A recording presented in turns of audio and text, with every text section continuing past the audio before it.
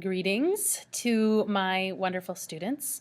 This is the first segment in the lecture series on the Cuban Missile Crisis. So I'm going to be presenting a series of lectures here as the lectures go through the PowerPoint with the notes that you would see on the screen in the classroom should also be showing up on your screen. So you should be seeing in front of you Cuban Missile Crisis.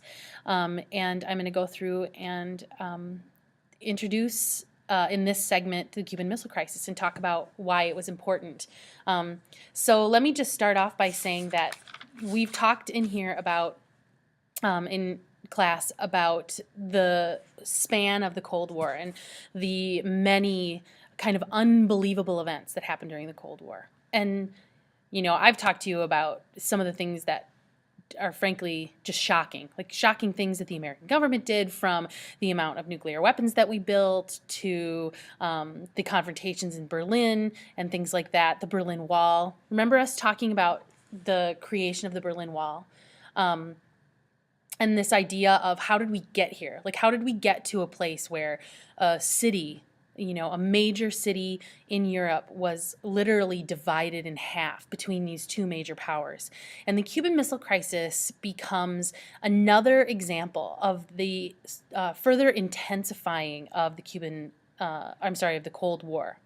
If you think of a thermometer, you know, as the heat index goes up, the thermometer and the heat level on that thermometer rises. That red, or the mercury, goes up and up and up. And in the Cold War, it was really similar to that. You had this sort of rising mercury, so to speak. But as opposed to it being the actual temperature outside, the mercury was rising because of the events and decisions that were made by leaders around the world. And not just by American leaders, but by the leaders of the Soviet Union as well. What we find in the Cuban Missile Crisis, and as we go through this lecture series, what I hope that you will see is that the Cuban Missile Crisis was an example of a series of decisions made by men that brought us to the brink of war. And the subtitle of this lecture series is "You'll Never Believe How Close We Came," because frankly, I think most people don't realize how close we came. That mercury rose steadily through the 1940s, the 1950s. We had the Korean War, McCarthyism, the Soviets got the bomb in '49, the Chinese become communist. I mean, people's intense fear rose and rose and rose and rose and rose throughout this period until we get to the early 1960s. And in the early 1960s, these events nearly destroyed not just the United States, not just the Soviet Union, but potentially the entire world. And so it's important that we understand what decisions were made and why they were made and what the consequences of those decisions were. Because not all the decisions were bad.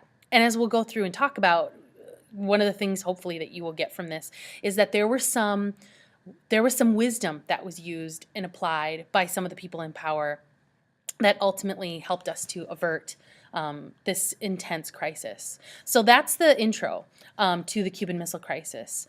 But the next question is sort of like, how did we get here? How did we get to this place? And we have to start by looking at what the attitudes, especially the attitudes of people in the U.S. were. So we come to this notion of the domino theory. And the domino theory was a theory that was based on the containment policy. The U.S. containment policy essentially laid out that the United States must contain the communist threat. That without containment of this communist threat, that communism would essentially spread all over the world. And because the Americans had this deep suspicion and fear of the communist threat, and as Kennan said, it was a disease, that it wouldn't stop, that it would infect the entire world.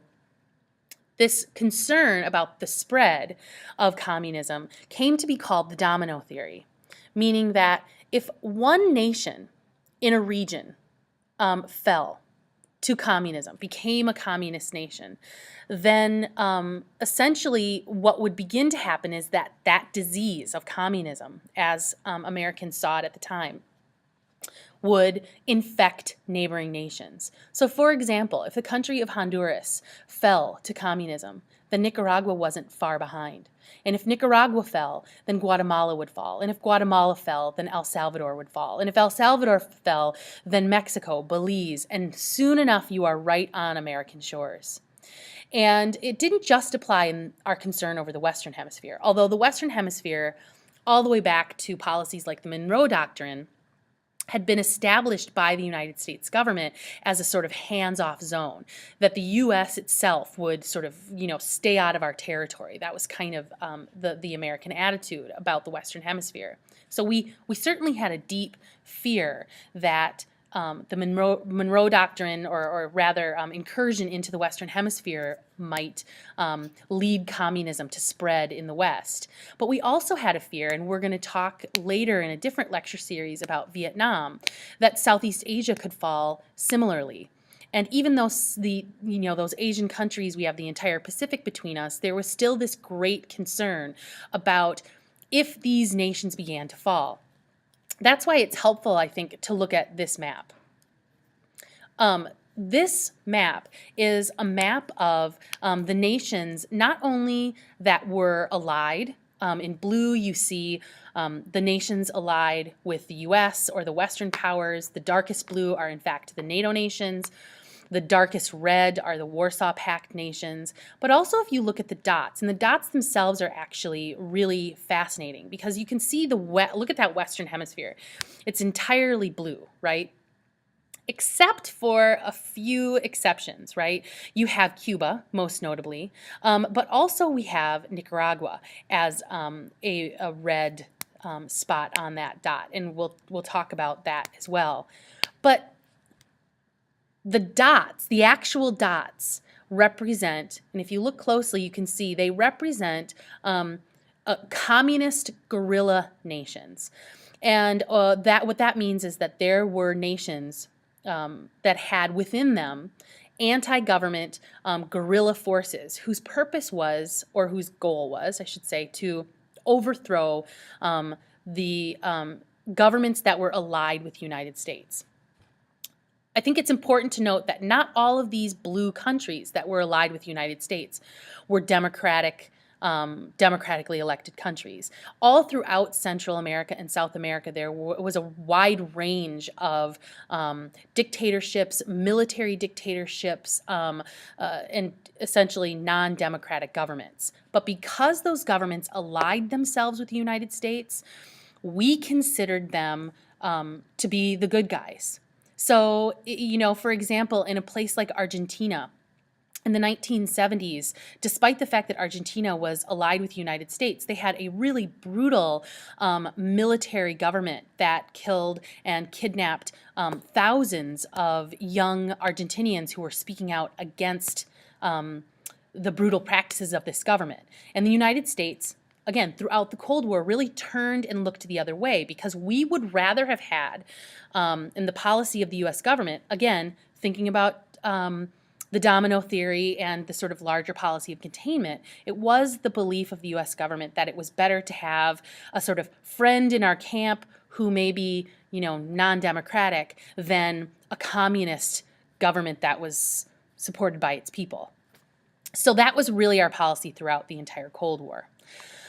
So understanding that it was a significant concern in the Western Hemisphere. If you look at Africa, make some predictions in your own mind. What you predict the U.S. government might have been concerned about in Africa. Africa was a huge concern, and the U.S. CIA spent lots of time and lots of effort to try to take control of governments within Africa, especially those that you see in red or in pink. So it was, again, the primary foreign policy initiative of the Cold War to contain communism and to prevent communism from sort of bleeding into regions that we considered to be strategically or economically important. So this all comes into play as we begin talking about the Cuban Missile Crisis, because that's essentially what the Cuban Missile Crisis is about. It's about this spreading threat as Americans saw it. And no bigger threat was there than the spreading threat into the Western Hemisphere that we saw once the Cuban Revolution began. So in the next little segment, I'm going to talk about the Cuban Revolution, and I'm going to talk about pre-revolutionary Cuba and what sort of set the stage for the American relationship with Cuba and sort of started this business. So, okay, when you're ready, you can move on to the next lecture.